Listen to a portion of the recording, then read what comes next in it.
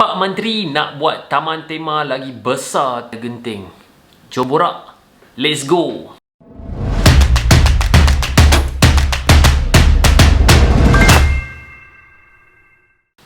Assalamualaikum warahmatullahi wabarakatuh. Welcome back to my channel. Alright. So, bagi yang belum subscribe, macam biasa, jom subscribe sekarang sebab aku ada banyak gila story nak cerita dengan korang. Untuk topik hari ni, topik ni mungkin serius dianggap oleh satu pihak, tapi aku cuba nak bawa topik ni untuk aku borak santai. Kau anggap sajalah topik ni kita borak dekat kedai mamak. Okay, aku malas lah nak bawa topik ni, tapi member-member aku cakap dalam WhatsApp, Lip, cuba kau buat satu konten yang pasal topik kali ni. Topik kali ni adalah statement yang dikeluarkan oleh satu Pak Menteri ni, yang mana dia nak buat atau nak bina satu theme park yang lagi besar pada Genting. Okay, so statement tu baru dikeluarkan 2-3 hari lepas, tapi mungkin video ni aku lambat sikit publish.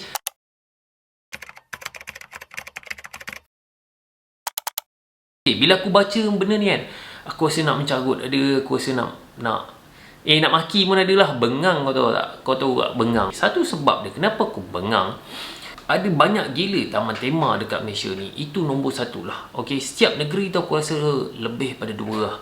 Setiap negeri ada lebih pada 2, dan totally ada lebih kurang dalam 40 macam tu lah taman tema ni. Okay, jadi dia nak buat satu lagi taman tema yang lagi besar, yang paling besar kat Genting lah, tapi dia nak buat lagi besar, yang lagi gah daripada Genting.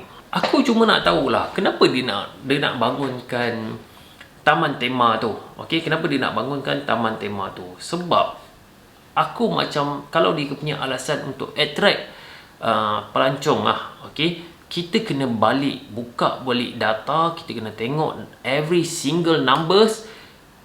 Sebenarnya betul ke kau nak tarik pelancong luar atau pelancong dalam Malaysia ni untuk pergi ke theme park tu? Okey, aku ambil satu contoh lah.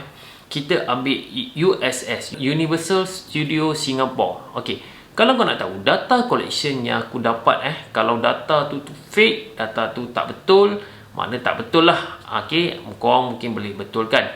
Tapi data ni aku dapat directly dari orang yang pernah dalam team USS lah. Numbers yang paling tinggi untuk visitor yang masuk ke Universal Studio Singapore tu adalah orang Malaysia. Okey, yang number 1 lah. So start daripada 2010 sampai 2017, lebih kurang macam tu lah. Okey, numbers paling tinggi visitor untuk USS adalah Malaysian.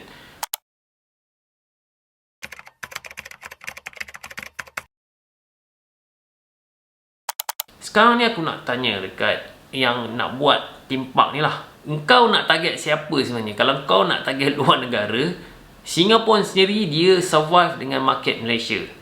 So, engkau nak survive dengan market Malaysia atau kau nak survive dengan market Singapore tu?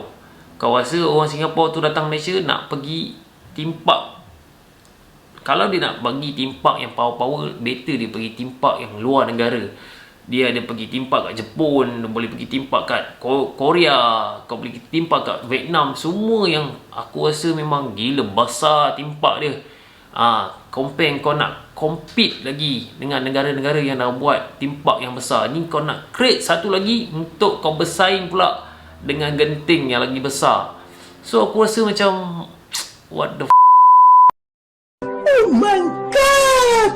Aku macam mengarut lah benda ni. Itu satu hal lah. Satu, berapa banyak theme park yang ada kat Malaysia. Kedua, berapa banyak pula theme park yang orang kata survive lah, yang dia boleh survive.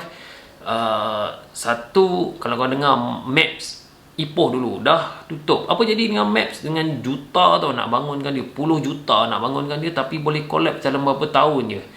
Dan apa yang jadi dekat Maps sekarang, kau boleh tengok, kau orang boleh google lah, aku malas nak share kat sini, tapi kau boleh tengok Hello Kitty tutup.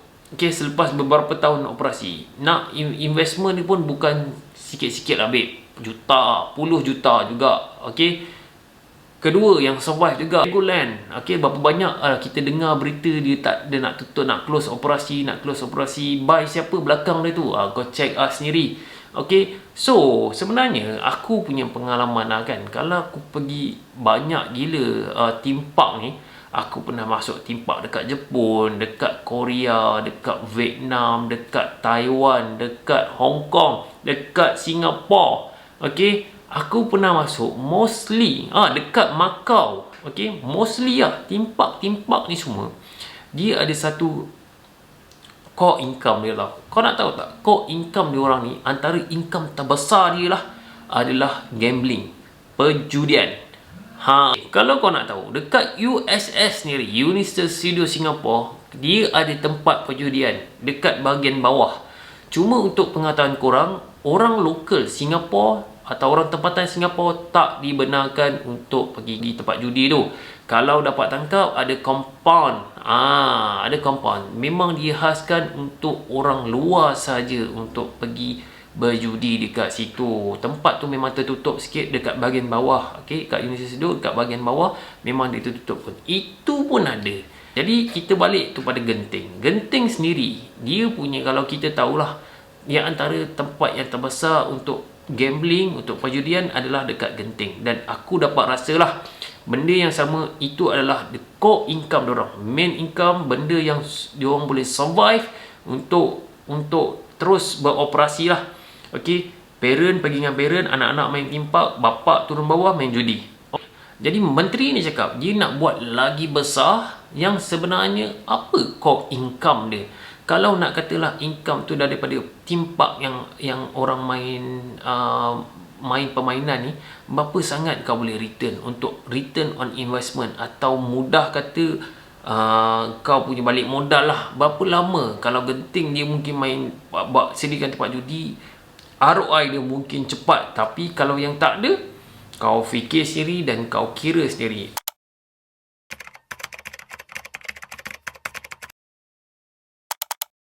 Jadi member aku cakap, kalau kita tak buat benda tu, apa kita nak buat? Kita back to basic.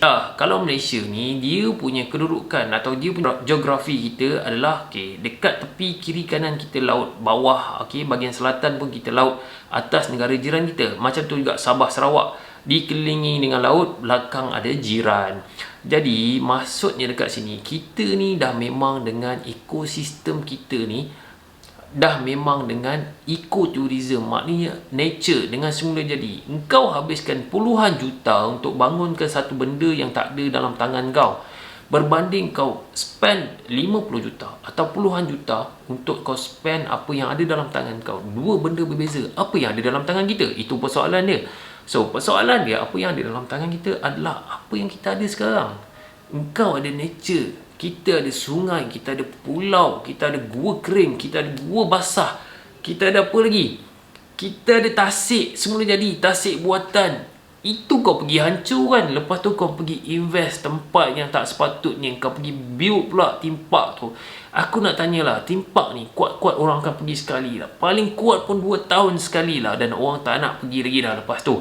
Lagi-lagi memerlukan pembelanjaan yang besar. Jadi kau nak return on investment dengan population Malaysia yang tak seberapa ni, dengan keadaan Malaysia yang ekonomi dunia sekarang ni, untuk orang spend nak pergi kepada timpak, orang akan fikir banyak kali lah. Kalau orang nak pergi, orang tak akan pergi ke Malaysia sebab timpak.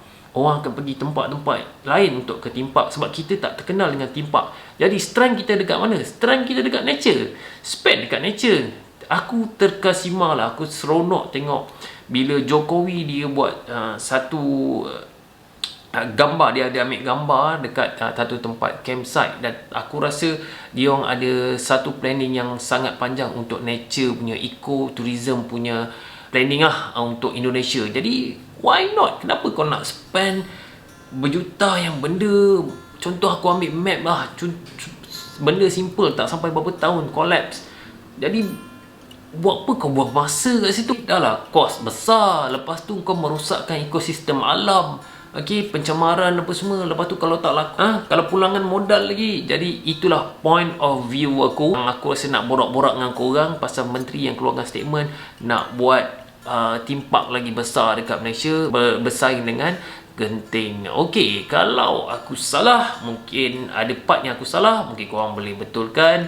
Mungkin ada part yang korang rasa betul, korang setuju, korang komen je lah kat bawah. Alright, Jadi itu saja untuk video kali ini. Jumpa kita next video. Assalamualaikum.